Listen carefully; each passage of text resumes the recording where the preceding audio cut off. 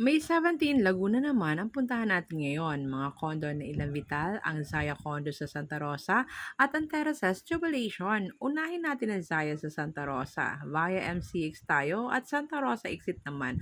At ang landmark natin ay ang Balibago, Santa Rosa Terminal at ito ay walking distance lang. Site na.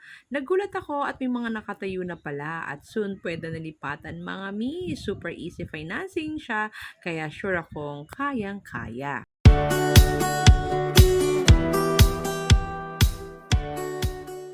Tandaan nyo yung anyong plate number.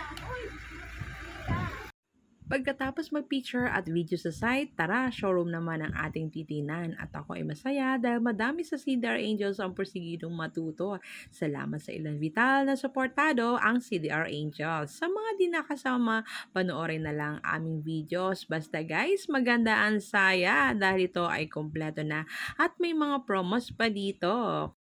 Magandaan dito is exclusive. So, yun po yung nai-offer natin sa kanila. Yun din po yung naging advantage na sila po ay nag-avail at nag-invest early on time. Yun po, na-avail yung... Thank you for coming!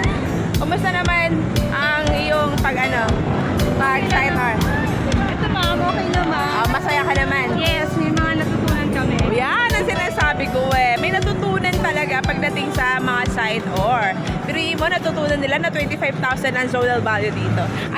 Next destination ng ating Terraces Jubilation, still by Ilan Vital Projects pa rin. Mamplasan exit ito dahil ito ay sa Binyan Laguna lang banda at ang landmark mo ay ang Pavilion Mall na halos walking distance lang at ongoing construction na ang mga building dito. May 1 bedroom at 2 bedrooms at complete din ang turnover nito. Sobrang liit lang na i-cash out mo dito basta okay ang dokumento mo, mabilis ka makakalipat. Kaya ano pa hinihintay? Offer na natin perfect location kahit saang dako ka pa nagtatrabaho. See you next time!